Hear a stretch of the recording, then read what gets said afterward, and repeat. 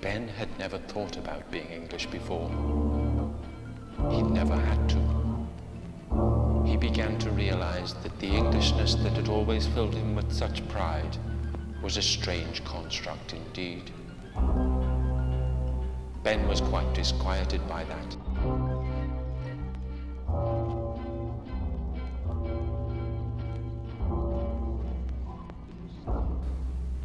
He wasn't used to questioning himself. Things had always been ordered a certain way. He had thought of himself as ordinary and other people as foreign. This new way of looking at things began to trouble Ben.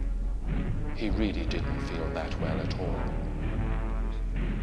Suddenly, a feeling came over him as if the crown and the queen and the realm and the country and the symbol systems which represented it didn't mean anything at all.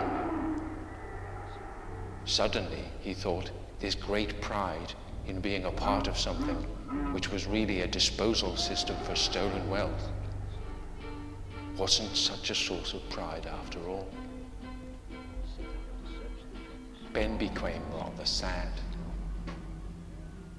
Ben began to question why there was such a need for a military in the first place, or indeed a need to be proud of such a military, or indeed a need for pride at all. Ben began to realize that homosexuals and white people and proper people and ordinary people were all constructed by his country in order to create a certain order. Ben became rather alarmed. Suddenly Ben had a thought. He thought, what if this Englishness is all some kind of a preposterous joke?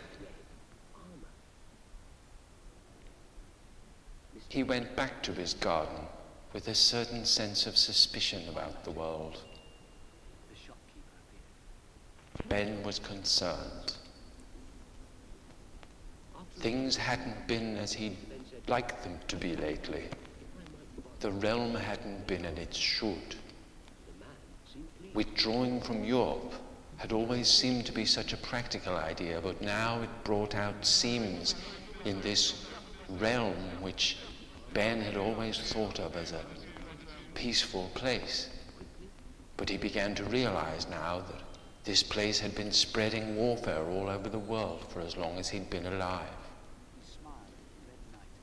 And even though he bundled his sensibilities up in a little suit, he couldn't escape from this realization for long.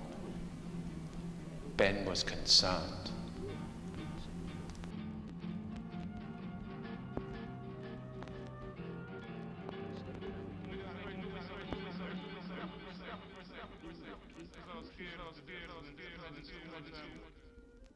From behind a large pile of rocks,